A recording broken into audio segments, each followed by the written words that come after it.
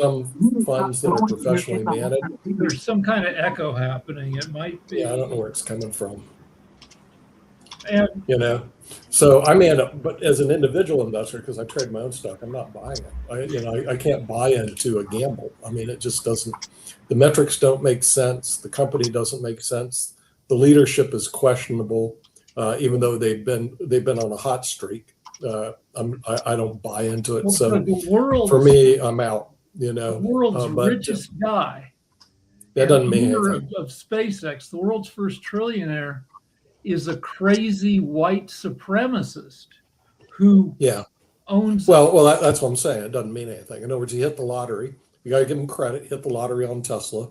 Tesla should have gone bust, and it didn't. He knew it should have gone bust, but it didn't. So, and he has a lot of followers like Taylor Swift. He's got lots of muskies, like Swifties. Okay. Yeah, and he's convinced his millions of followers on X that this is the last stand of white people against non-white interlopers. Mm-hmm. So he may raise his $75 billion. It's just terrible you don't have to own SpaceX to be screwed up by Musk and SpaceX. But there's a book called The Intelligent Investor that Bill Gates and Warren Buffett recommend people to read, and I have it back there. And it's all about buying companies by buying metrics. In other words, buying what the company does, not hype. And so the thing is, the intelligent investor can't buy this. But there are a lot of people who like to gamble. If gambling wasn't so popular in the U.S., Las Vegas wouldn't be the fastest growing city in the country. But people like to gamble. They want to take their shot at, hey, maybe this thing's going to take off. So I wouldn't be surprised if they do raise their $75 billion. I wouldn't be surprised if the $135 a share stock actually increases. It may go up to close to 200. And then reality sets in. And this happens not just his IPO, but all the IPOs. It goes down. In other words, it's the ride down that I don't like. I don't like taking the ride up, but I don't know if I like a ride down. It's a coin toss. 50% of all IPOs lose money after by the end of the first year. Yeah. But it's not just his companies. So I got a call from UCLA Public Health to take a survey, and it turned out to be about the damage done by hate right now. Like if you experience hate, and the deal is, if you go on X, and I go on X every day, there's hate every day. Oh yeah, it's incredible. It's a horrible website. And in the past month, I got shingles. Right now, I've got, I think, like a huge canker sore in my mouth. And I think I might be getting PTSD from just exposure. Because when I'm growing up, for the first 65 years of my life, nobody called me Jew boy. Nobody said get rid of all the Jews. Right. And I go on Twitter, on X, and every day there's messaging, and I report it. If it's blatant enough, it's get rid of all the Jews, get rid of all the blacks. It's really bad. And apparently it's messing me up. But by the way, it could. When I did the research on Lynch parents, which I got, it was a big rashes all over my body, my head, and I was going like, what the heck is it? So I took pictures, sent it to AI. AI said, you got Lynch parents. I've never heard of it. It's caused by stress. Yeah. And I was thinking, are you kidding me? What was I stressed out? Well, in 2 weeks, I took a flight from New York to Barcelona, Barcelona to Salt Lake to LA, LA to San Francisco, San Francisco back to LA, LA to Atlanta, Atlanta to Tampa, Tampa to New York back to Barcelona. I did that in like 2 weeks. And I thought, I wonder if that's stressful. And of course, I stayed at various hotels, had rental cars, met people. And when I was younger, I could used to do that with, it's just another walk in the park. When you get older, it isn't so easy to do that schedule I just described. And that's the reason I canceled all my television shows. I go, I don't know if I'll have time to do anything because I was on the road for 2 weeks. Well, when I came back, I had rashes all over my body. I was going like, what the heck is going on here? And I couldn't see a doctor for like several months. So I threw it to AI, and AI goes, "You got this thing caused by stress." I didn't know stress could cause rashes. You Well, know, this has happened to me before, but when I was younger, I bounced bars, and I used to love the stress. Where you would when you bounce a bar, dickheads are calling you names and they're punching you, and it was fun. But apparently, in my old age, my body doesn't like it. The stress that's is. the problem. That's the problem. I was thinking about this. I said, I was on airplanes every other week for 10 years, putting on presentations all over the country. And it never occurred to me that this is possible. But when you get older, your body changes. As my doctor said, things break down like they used to not do, and it's not that easy. So if you get on a media site like X, which used to be Twitter, and now I'm not even sure what they're proposing on that website. Like I say, all I see is bar fights, people beating each other up. If you ever go see it, owned by Elon Musk, and then you get what they call it, pornography shows every now and then. It's basically a non-educational horrible site. Well, I like when the porn pops up. I'm okay with that. I like. Yeah, I figured you say that's okay. The attractive women that go there are okay, but all the rest of the stuff is like garbage. Well, we did bring in let's ask Dr. Sharif. How's your stress? Dr. Sharif. Yeah, because he's doing the World Talent Economic Forum, which is actually something positive in the world as opposed to all the negativity. So I have to give Dr. Sharif a lot of credit. When you're hitting headwinds of all this negative garbage, especially in the United States and Bangladesh, that may not be true, that you can stay positive. Like all the people are losing their heads, then you're a lot better off. So how is it going at the WTEF, Dr. Sharif? Yeah, thank you. Thank you for all of the compliment. Actually, I do practice wisdom. So wisdom is something we do work for the betterment of the humanity, betterment for this world, betterment for the planet. And when you practice wisdom, so you can control your greed, right? You can manage your greed, and you can contribute more. And from that particular issues, our World Talent Economic Forum still, yes, country like Bangladesh, we have lot of challenge. Country like Bangladesh, we have a lot of issues in economics, in banking sector, in energy sector, in politics, and so on. But good point is that this emerging economies, grassroots level community, they are very good, they're honest, they're hardworking. So my focus for this kind of grassroots level communities, like how we can bring progress 90% of the communities. The United States of the all of the big countries issues, they only think about 10% of the people of the society, right? All of their policies and all of the things. But we have to think how we can support this 90% of the communities, how we can involve with this community, how we can help them to bring more success in their career and life. So this way, I'm very happy that I'm getting very positive response from all of the academia, from the government, and from different financial institutions.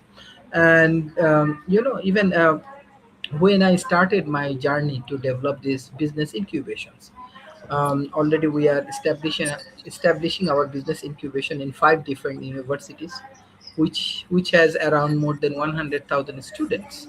The same way, I'm getting very positive response from the many venture capital. Even I want to give credit the Western world venture capital, because they also join in this ecosystem and they want to support this initiative. Nick, you are also brilliant through your Pod TVs. Your Pod TV is very popular in our country. And I told you that there is a very good opportunity. We can sit together, how you can collaborate with the cultural minister of Bangladesh, as he is active member of World Talent Economic Forum. So Bangladesh want to go for cultural rebranding or rebranding for the Bangladesh. So your Pod TV has huge opportunity to support these 180 million people. It's not bad, right?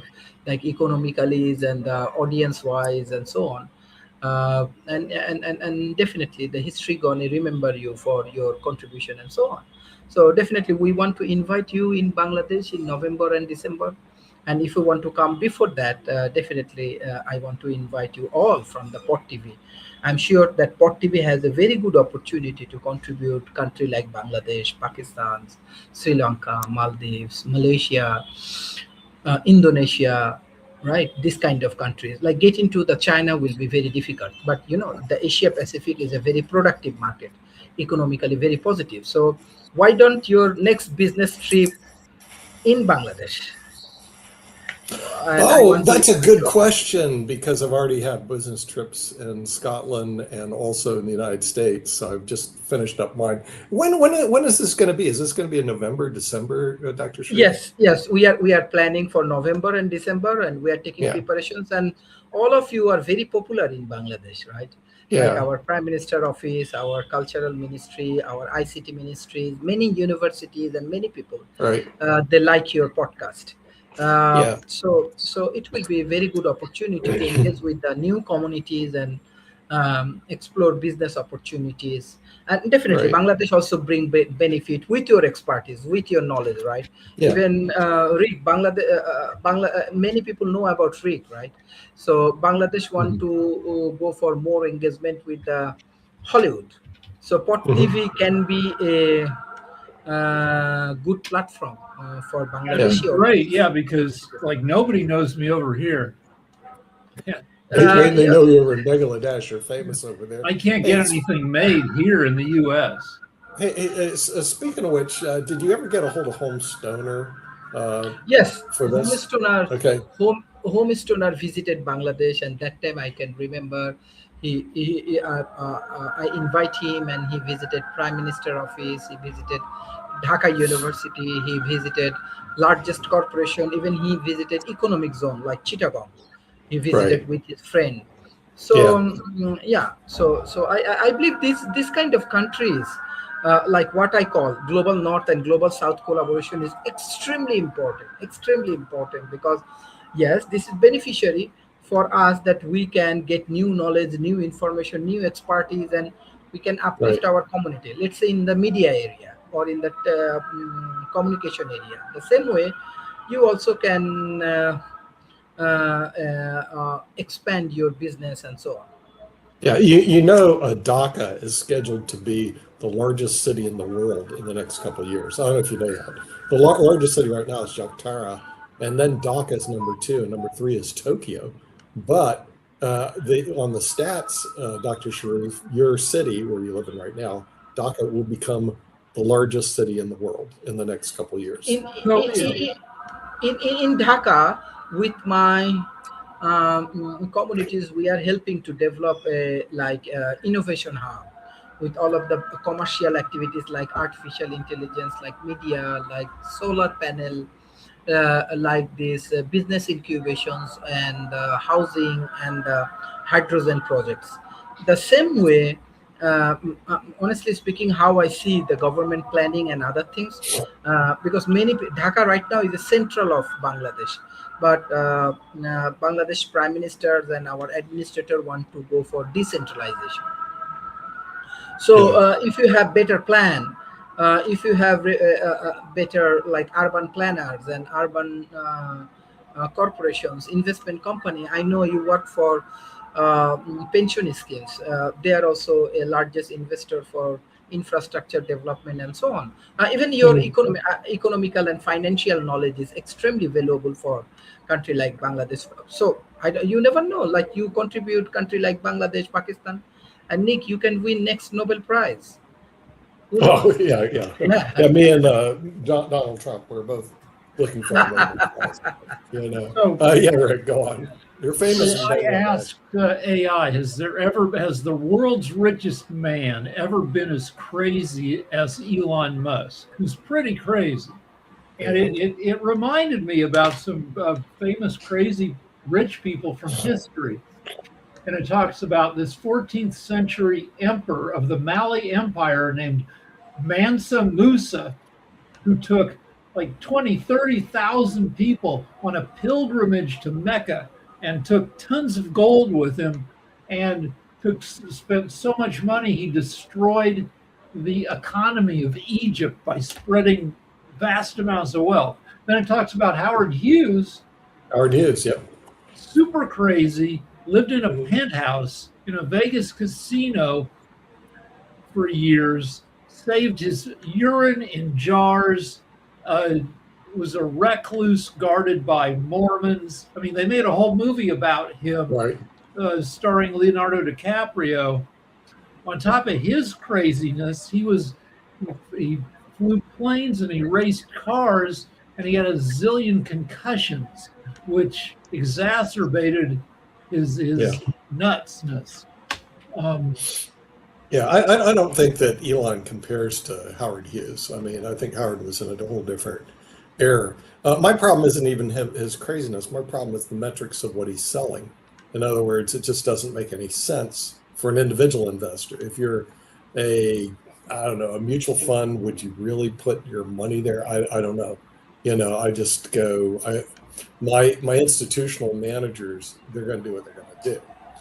But me, I can't do that. I keep looking at them going like, okay, some people can make a lot of money at it.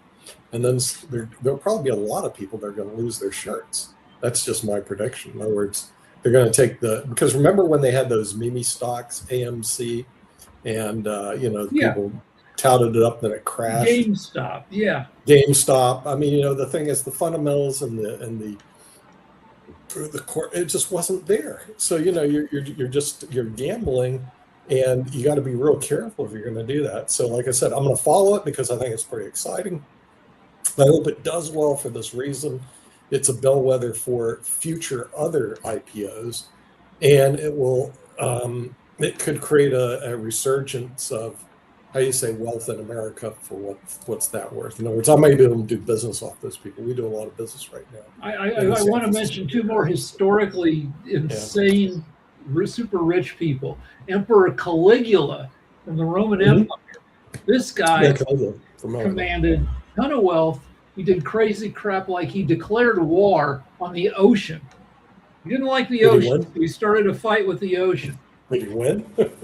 He said he did. He collected seashells as war trophies. He appointed his horse to the Senate. So he did what with his horse to the Senate? He appointed his horse. He made the horse a member of the Senate. Of course, the horse in the Senate. And then there was Mad King Ludwig of Bavaria, the Disney castle. You see it at the beginning of Disney movies. This guy bankrupted Bavaria, building this insane fancy castle. It's Neuschwanstein Castle. And it was so fancy and so expensive that it depleted the treasury. Right. Yeah. The castle, just for ornamental. It wasn't to protect people. Castles used to be put up, as points of defense. No, this was just for fun. Yeah. And by the way, if something bad happens to SpaceX, it could wreak havoc on the American economy because people emotionally go, oh, SpaceX didn't make it. That means something's wrong with the market. In other words, it could take a turn negatively for the market because people are watching it so carefully, Rick. Let's see what it's doing right now. Yeah, from what I understand, it should the opening price is supposed to be $135 a share. Yeah. I don't know if it hasn't opened yet. I don't think. I thought it was opening up about an hour ago. Well, I don't know. I'm just seeing it now. It hasn't moved. Well, I'm not sure if it's going to move until they sell out at 135. I think his plan was he wasn't going to let it float. Okay, I didn't know you had the ability to do that. No, you don't. But he's pushed in special rules to do things like that, and other special rules. He wanted to get listed on the indexes like the S&P 500 before it's been around for a year. Okay, so the NASDAQ actually changed the rules to allow it. And then if it goes at the level it does, it'll be the 7th largest company in America, has a bigger net worth than Tesla. You see what I mean? So that's what I'm saying. You got really some very interesting metrics here on SpaceX, but they may have no movement until they sell out their entire position. So, Okay. The mass amount, blah, blah, blah, blah. So I don't know if it's going to be trading at all.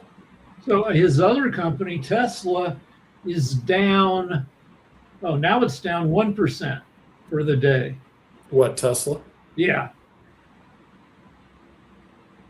Yeah. So Yeah, see, they're showing no charts available. But if you look at the fundamentals quarterly, okay, quarterly revenue, 4.6 billion. Now you're going to value a company at 1.75 trillion that made 4.6 billion. Think about that's it. a PE of like what, 350 or something? It's off the charts. But with Elon, he's had off the charts PEs before because we followed Tesla one time at like 1,000 PE ratio. I mean, this guy is a magician when it comes to price earnings ratios. Like PE ratios don't mean anything to him. Earnings don't mean anything to him. Nothing means anything to him. Can he get people to invest? So, but the 4.69 billion, it gives you a $1,770 million market cap. The math doesn't add up. I mean, so every time I look, I go, "This is great," but also the utility of the company. What SpaceX does is it throws stuff into space, and I don't know how much utility, like how much growth is there. Like they've already put up like 10,000 satellites for Starlink, right? What they do is they send a rocket into orbit with like 30 sub rockets. It gets up there and then it spreads these 30 satellites out across the sky to give you Starlink, which has like 10,000 satellites up there. But once you've done that, what else can you do? We're not building on the moon yet. And also, if you do build on the moon, there's no financial return in that. You can't get rich by building factories on the moon. So, with Apple, there was, you can sell products. There's an average of one smartphone per person on Earth. There's a viable business model there. I'm not sure, how you can, get a bunch of revenue out of SpaceX. Well, the thing is, his revenue source is through Starlink, which has actually done quite well. My business partner even bought some of their products. So Starlink, which is really you're able to access the internet even if you're out in the mountains of nowhere, which he goes out to the mountains of Utah and camps out. And there's no access to the internet except through Starlink. So that's part of the reason he bought it. And there's 9 million users, I think, right now in the United States in Starlink. But that is certainly, if a Starlink was spun off independently, you'd have to look at it. It actually has a good business plan. His artificial intelligence program, that is such competitive space with no profits in sight. And so he's developing AI, but he's got to go up against Anthropic, OpenAI, Google. I mean, he's got all these competitors out there. And when you're looking as an investor, where's the beef? Where's the profit? You can't find it. So then his third one is SpaceX. And most of his spaceships are funded by the U.S. federal government. Okay, so here he has a little bit of monopoly because with Donald Trump. Okay, hey, can you give me a no bid contract on a bunch of spaceships that take satellites into space for whatever reason, for surveillance reasons? Like how big a business is that? I don't think there's ever been more than like 14 people in space at a time. It's like I don't know. In other words, the thing is, I'm not a subject matter expert in any of these industries, but if you look at what he's doing, he's got 3 different companies going public simultaneously.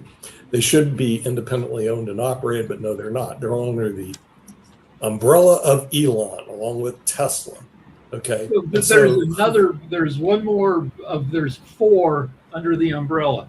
There's this thing called Starshield, which is putting stuff into space for defense. Right. That's what I'm saying. Trump has this idea of a golden dome to protect. Yeah, golden dome, funded by Rick Rosner and yours truly. In other words, the golden dome is funded by taxpayer money, right? Yeah, and also it's not super feasible. because you Yeah, have but hypersonic missiles who is traveling. making, you know, who's making Elon Musk a trillionaire? It's the American public. It's the American taxpayer. It's the politicians and also the oligarchs. So if he becomes a trillionaire, he can thank the fact he got the American government to fund his projects. In other words, it's not like this guy's getting independent capital that's funding it. He's getting money from, frankly, the U.S. government, the government that he hates, that he says overspends money. It spends way too much, I asked and AI, they're funding his magic dreams. I mean, So- seriously, the American public has got to get a grip on this. You know, So Musk has received at least 38 billion in government contracts over the past 2 decades. 38 million or 38 billion, Billion. right? And I Okay. always Now remember, this was the guy that was holding up the saw, whatever it was, that said, "I'm going to cut government spending." This guy had how much in government contracts, counselor? $38 billion. 38 billion, correct? Compared to his overall net worth now, that's only like what, 2.5%? No, I understand it, but this guy was the guy holding up a chainsaw, saying, "I'm going to cut government spending," and then on the other side, he's collecting 38 billion from the government. Do you see any hypocrisy there, or is this Yes. just normal? You know, and then to make matters worse, to make sure he gets the contracts, he gives Donald 250 million, which is pocket change, 300. for 300 million for his campaign. So if you think about it, for 300 million, you get 38 billion. How many people that are listening to the show would do that? 300 million will get you 38 billion. How many people will do this? Yeah, that's a return of 10,000, 130,000, 13,000%. Yeah, it's a good ROI. During the election, Yeah. he went into Ohio, Musk did, and he said, "I'm giving away $1 million a day for people who vote," Right. which you're not supposed to, that's illegal. You're not supposed to pay voters. But he said, well, it was a lottery. And you cast your vote, you let us know that you voted, and you're in a lottery for $1 million. Oh, super duper. Every day for like a couple of weeks, he did that. Right. There was another Well, deal that Elon Musk a couple of years ago did. He offered that people can buy Tesla cars by paying bitcoins for it. And it was going on for about a month, and then it was canceled. Oh, really? Okay. I don't know why it was canceled. Because I think Possibly people- because Bitcoin tanked. Who knows? So, you know, but again, it was, the way I look at Sasha, that was a marketing play. The guy obviously knows how to play the market, and he knows how to Yeah. play the politics. He certainly was correct to bet on a politician who would shove contracts to his corporations that shove his net worth off the sky. Now he's back, okay, with SpaceX, and I'm going like, oh, really? This is going to be fun. Where is he going? And then, of course, he bought X, which was a horrible deal. I mean, from any metric at all, including probably he would admit it. That's probably the worst deal he Yeah, ever made in his he life. paid $44 billion for X, and He then he paid destroyed it. It's 44 probably worth just like $3 billion now. He Well, doesn't. yeah, it's not publicly traded, so you don't know what the valuation of X is. But what you do know is 44 billion is a lot of money for a website. You know, I can get website developers cheaper than 44 billion. You know, Mhm. so that's what he did, and then the content creators, of course, are just people who throw things on X. Unfortunately, it's the same content over and over again. Like I said, people beating people up every now and then, a nice show, and then you move on, and people are beating each other up, and that's it. The message of X is nothing. There is no message. You know, it's like, Well, at the time when he bought it, it was a political move to help Trump to get elected. And from that point on, Yeah. there's nothing exciting about X, really. yeah, and they do have a following, so you can't dismiss that no one watches it. People do watch it, but Seriously, is it a $44 billion falling? No. And he borrowed a lot of that money because remember, this guy doesn't have cash, because it's the valuation of his stock. When he becomes a trillionaire, he will not have $1 trillion in cash, not even close. The value of his stock makes him a trillionaire. But if you said, Elon, get a hold of 500 billion, he couldn't do it. Now the companies Actually, even X he bought with the help of Yeah. Russian oligarchs' money. Yeah, and also Larry Ellison. Few- Now, by the way, few the people companies know. I work with, if you ask them to get a hold of 500 billion cash, they haven't. Okay, and I'm talking about Principal Financial, Mass Mutual. These are two companies we work with all the time, but they actually have 500 billion cash. They have 700 billion cash. Elon doesn't. He doesn't. As a matter of fact, American National, the company we used to work with, there's a guy named Hilton. You're probably familiar. He created the Hilton hotels. He didn't have the cash to do it. He went to American National, the insurance company. They're the ones that gave him the cash. Because the insurance companies I work with actually have the cash. They're just cash pools.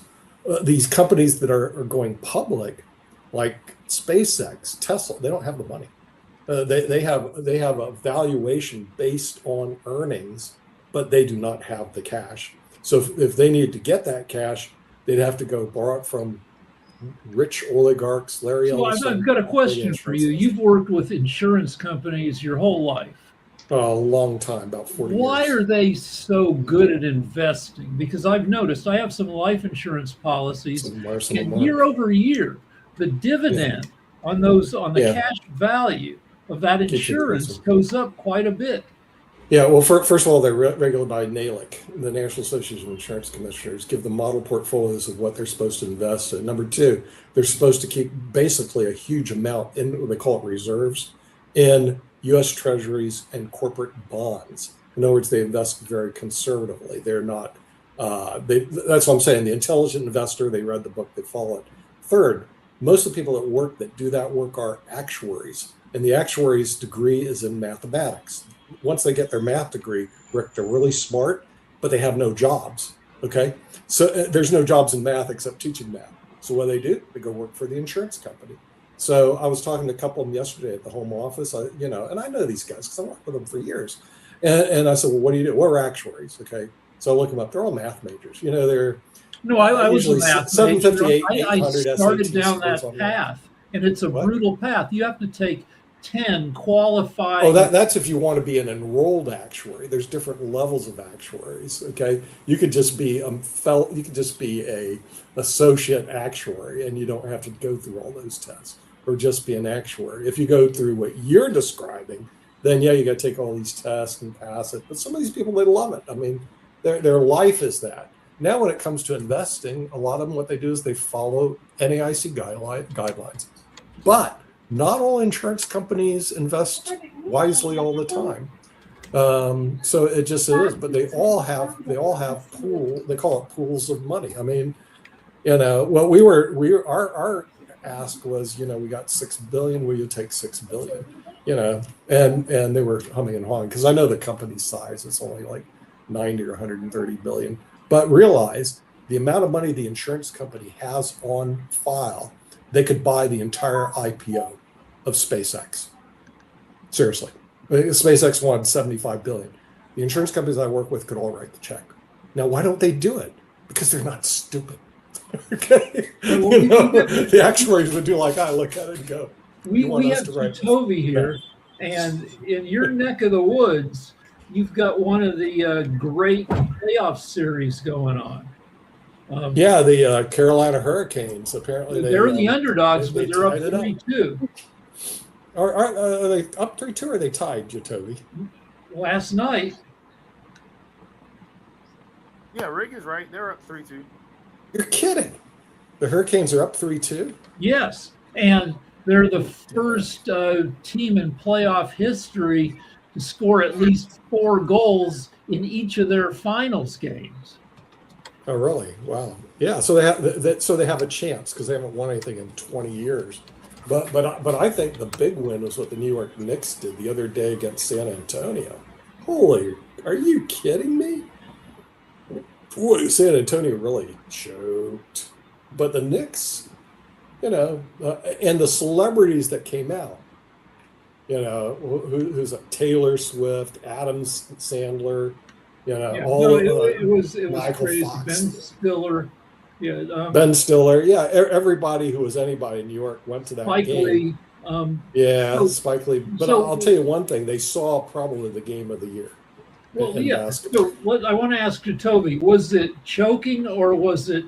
I've heard it was live by the three, die by the three. The three shot is you only even the best shooters only make it 40% of the time. So you can So get it's lucky weird. and then you can get unlucky.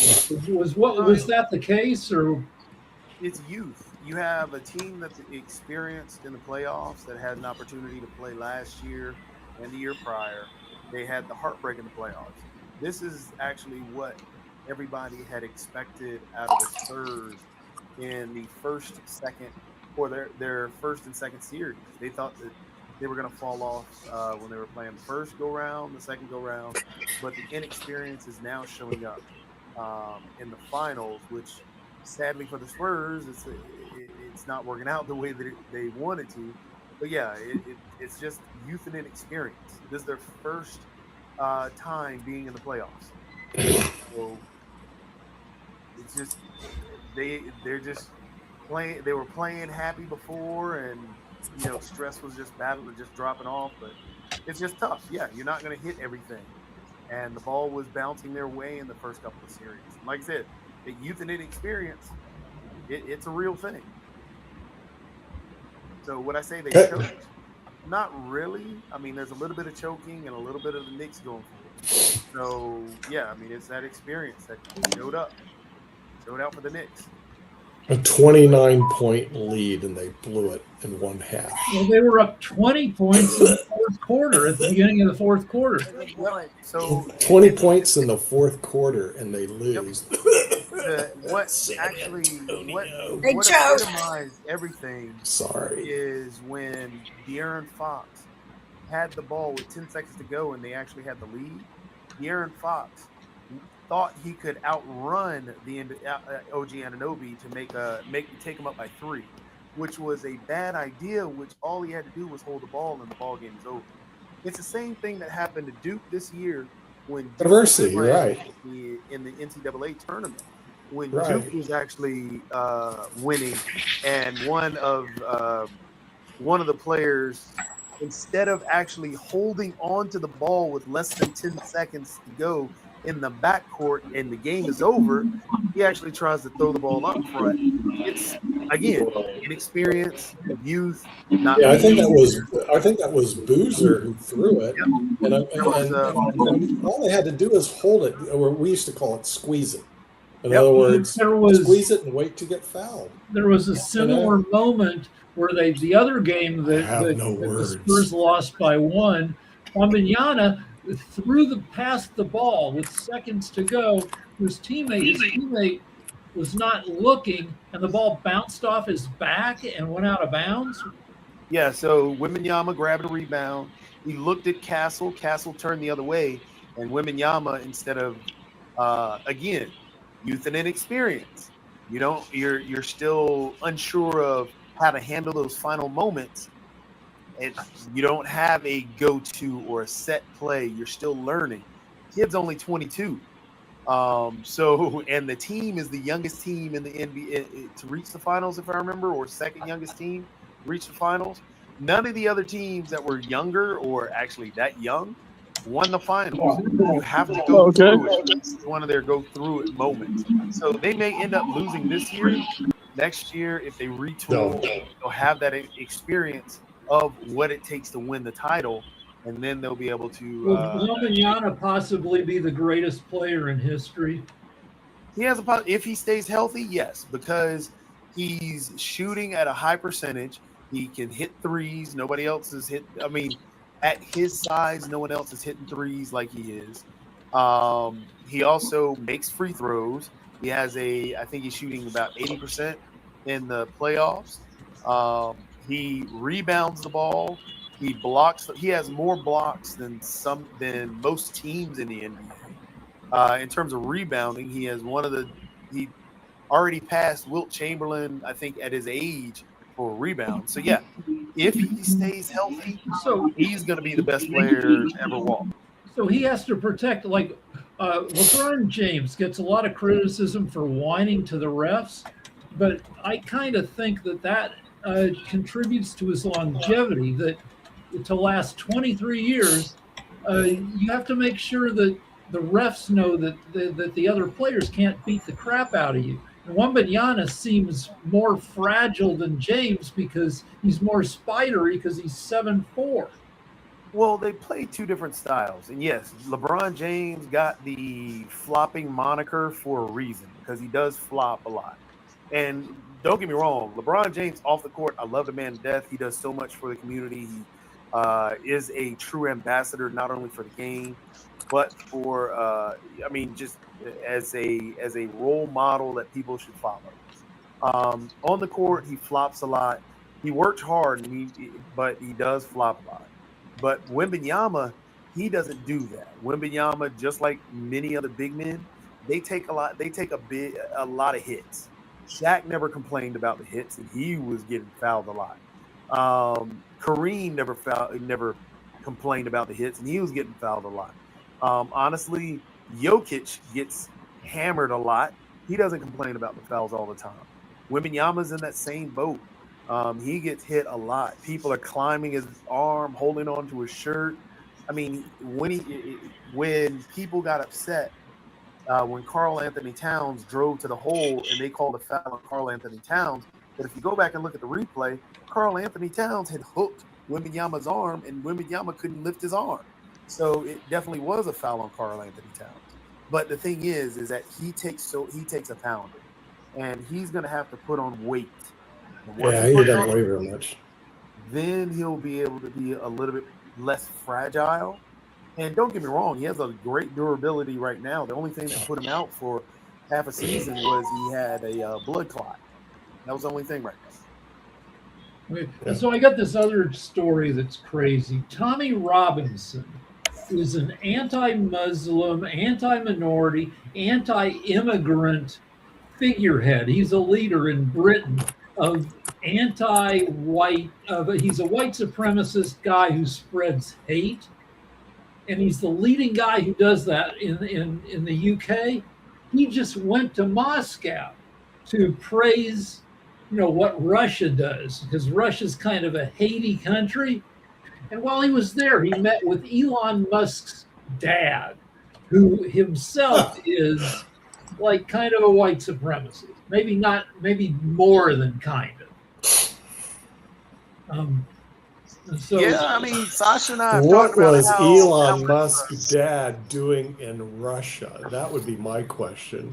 I mean, that is not the easy. I've been to Russia. Sasha's been to Russia, but right now, that is not the easiest country to get into. So my question is, what? Maybe AI knows. What was Elon Musk's dad doing in Russia? But he's been there for a number of years. It's not that he just came a week ago or so. He's been there for a number of years. And this is, if you know a little bit of the history of Musk and his education and his upbringing in school or so on, his father and his dad, his grandfather, they were fascists. They were real Nazis. So that's his upbringing, and this is where the man who believes in the Nazism and so on, where else he can hide in this world? Only in Russia, nowhere else. So that's why he is in Russia, and he will stay in Russia, and he will end up in Russia. And maybe that's the best way of doing, because maybe that's a good place for Elon Musk. Huh? Maybe that's a good place for Elon Musk to end up, is in Russia. Most likely, yes. I mean, like I said, a guy who won the lottery, which is what he did, just, he's like, to me, he's way overrated, way overhyped, and a complete hypocrite. I mean, a guy goes, I cut government spending, and as we know on this program, he received $38 billion, right, Rick, in government contracts. Okay, Yeah. So the thing is, billion. 38 billion in government contracts. So this guy gets on TV and with his chainsaw, cut spending, government spending. In the meantime, he's shoving in 38 billion into his corporation. Really? Now that is what we call ethics 101, not. So, when you look at Elon Musk, what are you looking at? Basically a problem child, which is what he was, at least. I have his book back here. I go, this dude is a serious problem child. Yet the serious problem child is about to become our first trillionaire. So we should all, oh yes, Elon and Donald. Oh yes, Elon and Donald. Except this group doesn't seem to be like that. The thing is people continue to support this kind of behavior and things, and then in doing so, you have the rich getting richer now. And while we're sitting here talking, the Congress and Senate and whatever are having a hearing about the veterans and their benefits and how to manage it. And, why do we have to have a meeting, a legal meeting about how to manage it more efficiently? I mean, if the government was running efficiently, then there wouldn't be a problem. So it's apparent that they have to sit down and do all of these meetings. But, in a real business life, they'd all be fired. They would all be cut off at the neck, and you would hire in people to get the job done. And I just think we the people should be running the government, and we're running it wrong. I mean, they're out there trying to take Albania away from Albania. I mean, this is ridiculous. I mean, I don't really care anymore about the sports or who's holding what event and World Cup where anymore. We've got bigger problems, and those bigger problems are war, money being misused and allocated for our future. I mean, there's a lot of problems going on, and that hearing's going on right now. And I guess I'm going to go sit down and read the bill because the Republicans are pushing it hard and heavy, going, oh, the Democrats didn't do it when they had a chance. And I got to wonder what's in that bill that's going to screw every veteran in this country, because there shouldn't be a situation where they need help and benefits and need it now, or that it got delayed. The veterans served our country. They deserve a clean system, nobody touching their money, and they get what they worked for. And it should be that simple. It should not be this complicated. Men make things complicated. I'm just going to tell you right now. Men can design and engineer something thinking that they're doing job security and make things so complicated no one else can figure it out, and it breaks all the time. Just saying, I deal with it all the time at home, and I re-engineer everything that men have overcomplicated in my life. Well, they do that in the tax code also. I mean, I was doing a review for somebody. I said, dude, designed to steal money. That's it's all complicated it is. And built to stay that way. So and some of it's really complicated. It's insane. Right. It should be money in, money out. It could be ran keep through it a simple. blockchain theory. There should be no tax cuts, no this or that or loopholes for anyone. Actually, this is the way it should run. It hit me like a ton of bricks. You have a tax system to say everybody pays in 15%. Everyone, no tax cuts, no give backs, nothing.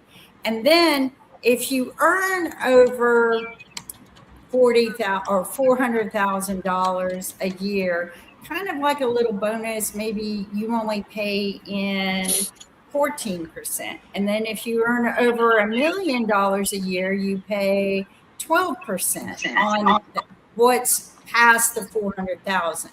So whatever is over 400,000, because that seems to be the big cutoff everywhere for tax cut benefits. I would say do a incentive program for people to earn more money, but don't untax them completely. Just reduce the taxes a little bit as a bonus for earning more money. But I think that we need to get back to a basic system, get rid of the IRS agents, Go send them to process immigrants, seeing as how we don't have enough people to process immigrants, not detain them, but process them so that what?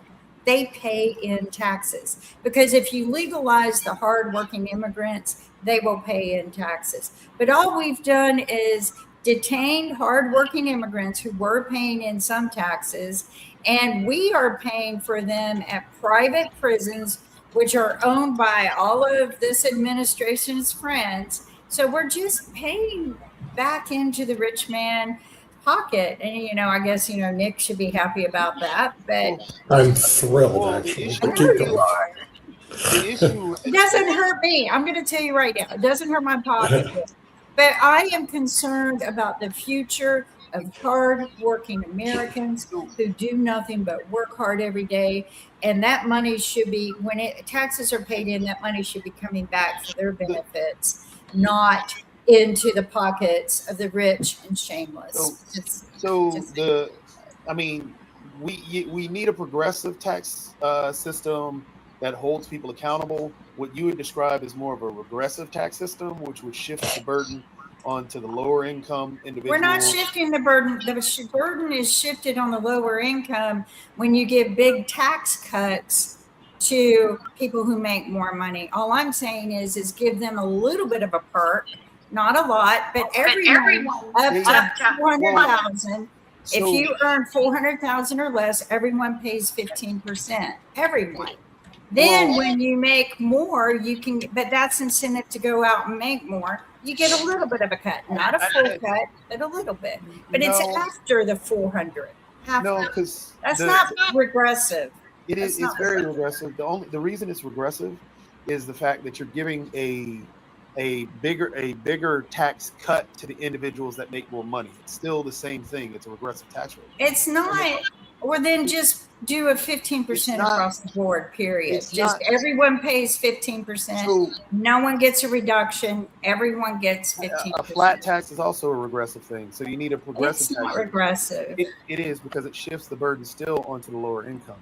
The way that it Why should it be progressive? If I make more money, why should I have to pay more? I'm trying to get there. So because of the amount, think about it this way. Because a decent analogy that people put out there is if you have, say, Nick, you have 100 cookies on your plate. You have 100 cookies on your plate. Kim has 2. I have 1. Dr. Sharif has 3. Sasha has 4, and Rick has 5. If you put in that, we'll say 50% just to make it easy. So if I take half of my cookie, I have half a cookie to live off of. If you take half of yours, you have 50 cookies to live off of. So if you do it that route, then I'm struggling even more so than you are. You're still able to live and do whatever you want to. I can't. I can barely even eat now. But we're not saying 50%. We're saying a fraction. I'm getting there. So say, for example, if I then pay 25% and Nick still pays that 50%, I now have 75% of that cookie, that one cookie that I have to live off of, which is more than that 50% that I had. Nick can still live off that 50%. So therefore, he's not losing anything. So the but if it's tax 15% across the board, that's obviously you guys That's don't a crime. understand. Wait. You Let me don't finish. understand how wealthy people Let think. me finish. Okay, Let me finish. I don't care, and I want more So cookies. again, if we're going to a progressive tax rate, then yes, the upper end are still going to pay a little bit more to help out the lower end individuals who cannot pay a whole bunch in the first place. Yes, we can all agree currently the wealthier pay the majority of the taxes because of all that. But again, the incentive for making more money isn't, hey, you pay a lower tax rate. Nobody goes and says, I'm going to get a better job and pay more money and make more money because I can pay lower taxes. Absolutely nobody does that. So there's no incentive in that tax rate. What it is you nobody's going to make more money to pay more taxes. That's what I'm Let's saying. do some. when we talk about the golden age of the U.S., what was the current tax rate at that time? What, in the 60s, it was It was the like 94%. Thank you. So 91, we're complaining 94%. about paying 94%. 30% right now when the highest tax rate in the golden era, when we talk about all these things, we're acting as if we haven't paid more taxes before and people still weren't making more money at that time. I want to So- talk about Musk before we go. Between Okay. 2014 and 2018, Musk's personal wealth increased by $13.9 billion, but he paid less than $500 million in taxes for a tax rate of 3.27%. That shouldn't be. He paid Not zero unusual. federal taxes in 2018. In 2021, he paid an estimated $11 billion on income on an $86 billion increase in his wealth. For people estimate he paid roughly a 10% tax rate when he made $90 billion in 1 year. And if you think about it, Not unusual. if you Not paid the normal unusual. tax rate, Here we go. There's the that Musk normal tax rate. 30% that he or 27% that he was supposed to pay, how much money would have been in there for Medicare, Medicaid, Social Security, the roads, and so on and so forth? Just like None. Jeff Bezos played so None. little.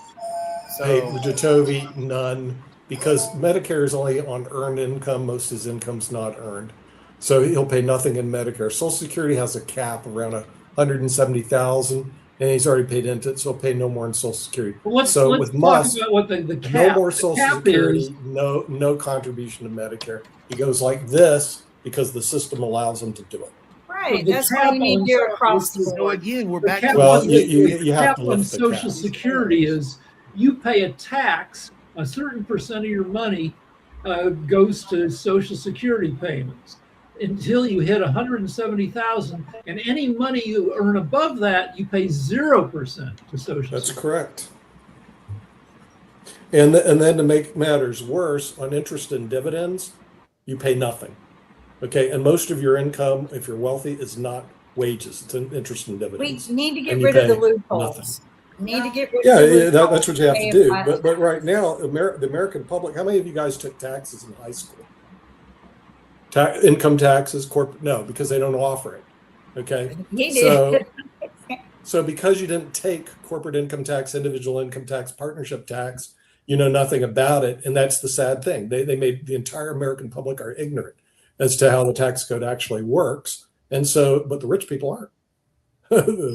They actually either have tax attorneys or themselves, and so what happens is they're getting away with murder, and that's the reason you have a Yes.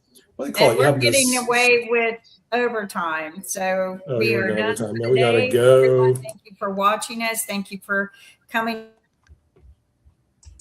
Seeing you on Monday at 10 a.m. Eastern Standard Time. Until then, please take care. And don't forget to watch Salsa's show this afternoon to get an update on the Until we repeat. real world news. That's right. We'll see you. Until then, See you. take care. Bye.